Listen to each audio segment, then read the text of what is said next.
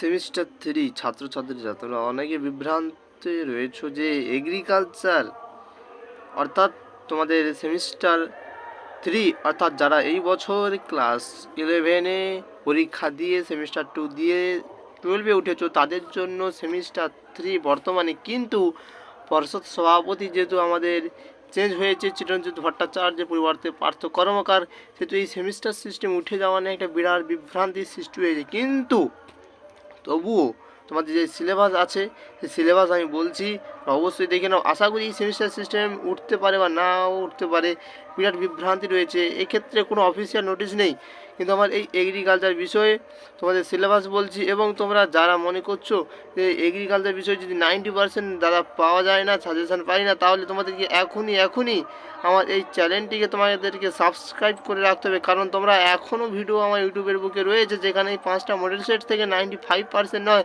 100% common দিতে পেরেছি, শুধু তোমাদের ভালোবাসায় এবং তোমাদের সহযোগিতায়, সঙ্গে আমার পরিশ্রমে।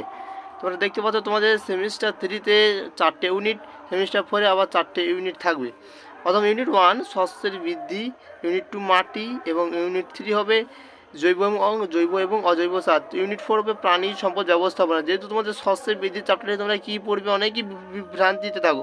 বিভিন্ন ফসলের শস্যের ক্ষেত্রে বিভিন্ন পর্যায়ে পড়বে, সেই পর্যায়ে কার কোন পর্যায়ে গুরুত্বপূর্ণ, কার কোন পর্যায়ে গুরুত্বপূর্ণ নয়, এই সব জিনিস পড়বে। এছাড়াও C3 C4 এইভাবে তোমরা পড়বে, যেখানে আনারস কি জাতীয় গাছের উদাহরণ হতে পারে, ওটা ছক আকারে আছে, তোমরা দেখতে পাবে, ঠিক আছে। এবং নেক্সট মাটি থেকে তো আমি নোটস তৈরি করে রেখেছি। মাটি থেকে বিভিন্ন ধরনের মাটির মধ্যে কি থাকে না থাকে, মাটিতে কি দিলে একটু উপযুক্ত পরিমাণে মাটিটিকে শোধন করা যেতে পারে ইত্যাদি দেখতে হবে। নেক্সট জৈব সার এবং অজৈব সার, ম্যানুয়ার সার, আবার জৈব সার এবং অজৈব সার, যেখানে আমরা দেখতে পাবো গোবর সার কীভাবে তৈরি করব, কম্পোস্ট সার কীভাবে তৈরি করব, অজৈব সারে নাইট্রোজেনের পরিমাণ কতটা, NPK-র পরিমাণ কতটা, ইত্যাদি ইত্যাদি। এই নিয়ে তোমাদের একটা গণিত পরীক্ষা আসবে। নেক্সট প্রাণী সম্পদ ব্যবস্থাপনা, তোমরা এখানে দেখতে পাবে ছাগল, গরু, ভেড়া, হাঁস, মুরগি প্রভৃতির শ্রেণীবিভাগ প্রভৃতি, মাছ উৎপাদনকারী, মাংস উৎপাদনকারী, ডিম উৎপাদনকারী জাতের নাম দেখতে পাবে।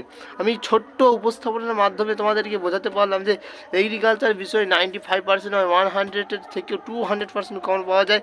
এই ইওর এগ্রিকালচার ক্লাস তোমাদেরকে প্রমাণ দিয়েছে এবং ভবিষ্যতে দিতে চলেছে। তাই এখনই চ্যানেলটিকে সাবস্ক্রাইব করে তোমার ভবিষ্যতের দিকে তুমি এক ধাপ এগিয়ে রাখো। আমি জানি তুমি কোনো প্রাইভেট টিউটারের কাছে পড়ে থাকো, অবশ্যই সেটা খুবই ভালো কথা, কিন্তু একই সাথে তোমরা একটা সম্পূর্ণ ফ্রিতে তোমরা পেয়ে যাবে যে ইওর এগ্রিকালচার ক্লাসের পক্ষ থেকে সম্পূর্ণ ফ্রিতে। অতএব তোমরা এক্ষেত্রে আমার হোয়াটসঅ্যাপ গ্রুপ আছে, সেখানে তোমরা যুক্ত হয়ে থাকতে পারো, যেখানে তোমরা ফ্রিতে সম্পূর্ণ নোটস পাবে। তোমাদের দাদাদিরা এখন হোয়াটসঅ্যাপ গ্রুপে যোগ আছে, তোমরা যদি যোগ হতে চাও এখনই যোগ হয়ে যাও। কারণ আমার ইওর এগ্রিকালচার ক্লাস, কি বললাম, ইওর এগ্রিকালচার ক্লাস চ্যানেল, এটা সম্পূর্ণ নাম লিখতে হবে, ইওর এগ্রিকালচার ক্লাস লিখলেই তোমাদের সঙ্গে সরাসরি উপস্থিত হবে আমার এই চ্যানেলটি এবং আমি। আশা করি সকলে বুঝতে পেরেছো। আশা করি তোমরা 11-এ সবাই প্রত্যেককে খুবই ভালো পরীক্ষা দিয়েছো এবং ভবিষ্যতের পথকে উজ্জ্বল করবে, এইটুকু আশা রেখে আজকের ভিডিও আলোচনা এখানেই শেষ করছি। এবং আমি আরেকটু জুম করে দেখানোর চেষ্টা করছি, প্রয়োজনে স্ক্রিনশট নিয়ে নেবে, ঠিক আছে। সুস্থ থাকবে, ভালো থাকবে, ধন্যবাদ।